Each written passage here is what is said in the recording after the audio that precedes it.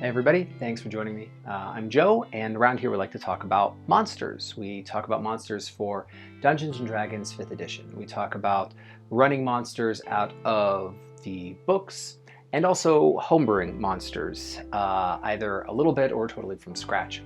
And running them to make combat interesting, but also so that we can build really fun adventures and stories for our players to engage in. So thanks for joining me.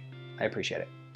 I want to talk about, generally, why we choose monsters and how we run monsters, and the way that I make decisions about what monsters I'm going to choose and put down in front of my players, and how that kind of works out for me, because I've certainly ran many things directly out of the book, and I've certainly homebrewed a number of monsters myself. So let's kind of jump into it. What is it we're trying to do when we are placing a monster in front of our players? We are exercising our best ability, our best technique for building interesting stories. And I want to tell you where I'm kind of coming from on that. When you study story structure, when you study writing and building interesting stories, one of the main questions at the beginning of fiction workshops is, what actually is a story? What is it mechanically? What differentiates it from other forms of writing or visual medium, etc.? A story, and this is the best definition I've ever found, is somebody is trying to do something and is having a hard time doing it. If you look at really good documentaries, you look at your favorite films, you look at your favorite TV shows, that's what a story is. Someone is trying to do something and they're having a hard time doing it. And so let's break that down. There are three parts. There is the character, the goal, and the obstacle. Effectively is what this means. The only one of these three you have total control over is the obstacle, right? The character we want our players to make, right? That's the whole point of the game, is that your players sit down and make something that's exciting for them to run. What fantasy do they want to create at the table? What kind of ability contours are fun for them to play with? This is absolutely their decision. You have no decision making here other than if you disallow certain subclasses at the table. For instance, the DM in the game that I'm a player in does not allow the Blood Hunter class and subclasses because it's not officially published material. That's his decision. It's his table. The second thing is the goal. Now, this is something you work together on, ideally. If you're a player, then you've got an idea of where you want your character to go. But it only makes sense to create that ideal, that goal, in the larger context of the world you'll be playing in. And so this exists as a conversation between the DM and the player. At session 0, realistically, the DM should be giving enough understanding of the world, enough lore, that the players can make characters that fit appropriately inside of that setting and who can create goals that they will be able to pursue inside of that setting. And so you can give certain elements of the world structure that leads people towards goals, but the goals of your characters, the larger character arcs, are again outside of your control. The last part of story is the obstacle. So I really don't like it when people describe the DM as the storyteller. It's actually the players who are the storytellers, because the players decide, they are the main characters, they decide what do the main characters do. What do they care about? How do they act? How do they pursue goals? Your players decide those things, and a story is the movements of the main character. You present the world, the sandbox that they play in, and then you provide the obstacles, because a story is only fun if they have major obstacles. That's your monsters. So in other words, the monsters are the main thing that you get to create that drives the story. The second you're trying to tell your players what to do, we call it railroading.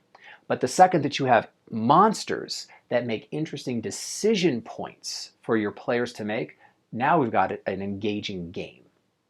So the monsters are really crucial to creating interesting stories and campaigns at your table. And we want to choose monsters that are going to force the story forward, okay? This is actually the reason why I'm not personally a very big fan of the random encounter tables that are oftentimes ran, and there's websites that do them, and they're inside of books. I actually don't really like that because it's just throwing a combat because we haven't had a combat in a while. And sometimes that's fine if just nothing really is moving the characters forward, but most of the time I want combat and I want monsters to be things that drive the story, right? What is happening at the table?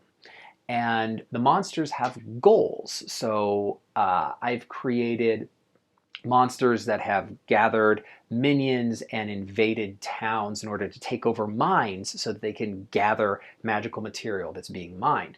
My players stumble upon the town. Now what do you do? So the actions of the monsters and their goals are the inflection points for my characters to make decisions. And think about the goals of your monsters, and remember that the monsters want to win, and they will act in accordance with the idea that they want to win and succeed.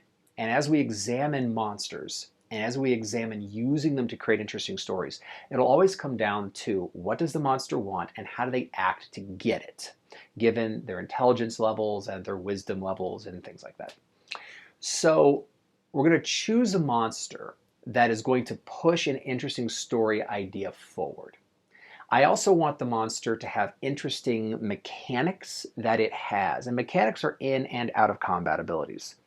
So sometimes you'll see monsters that might have abilities that affect players' dreams, that allow them to manipulate other people.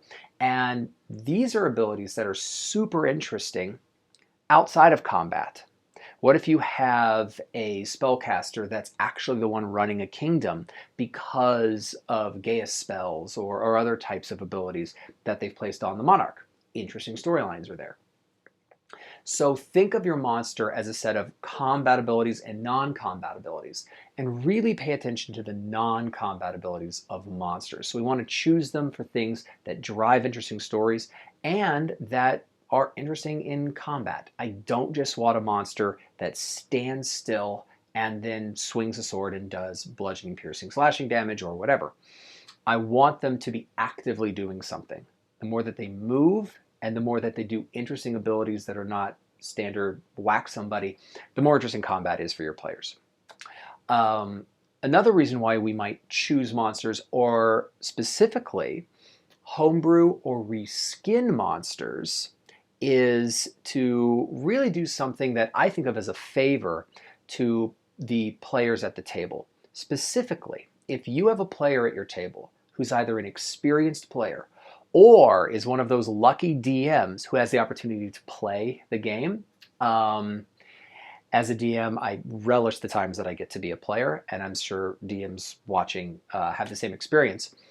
The downside of being a DM is that we get to know monsters really well. And if you place many monsters in front of me, I'll know how to deal with them. And I think one of the fun things in a monster is figuring out what hurts it more. What tactics does it not have an ability to deal with? Does it not have ranged attacks? Is it vulnerable to fire damage? Things like that. So if we take our monster building and we slightly alter stat blocks or we slightly reskin a monster, we can keep surprising the experienced players or the DMs that are at our table. And that's really fun. Because I think just building a monster is also a puzzle to solve is a great way of engaging your players. And lastly, we make a video about this on homebrewing, but we choose monsters that fit appropriately just into the setting where we're at. And that setting specifically, I'm talking about where are they? Are they in the Underdark? Are they in the Feywild? Are they in the Nine Hells? And also the challenge rating that they're at, right? So if you have a group of players that are at 5th level, we have a very narrow window of monsters that we can really pull from, right? There are things that are going to be too easy, right, for them. You can't take a group of level 5 players and start putting challenge rating 1/2 monsters in front of them, they're just going to wipe the floor and get bored. And you can't place your Orcus right in front of them because it's just going to be a TPK. You have a limited range of challenge ratings that you can choose from. And so this is where homebrewing comes into play. It expands the number of monsters available at the challenge ratings for our tables. So those are some thoughts about choosing monsters and why we choose certain ones and when we actually homebrew. So we're going to be taking a look on this channel at types of homebrewing and how we restat, how we reskin, and how we build from scratch, as well as building some monsters and talking about how to run them at the table. So thanks for sticking with me, and I look forward to seeing you around here again. Take care.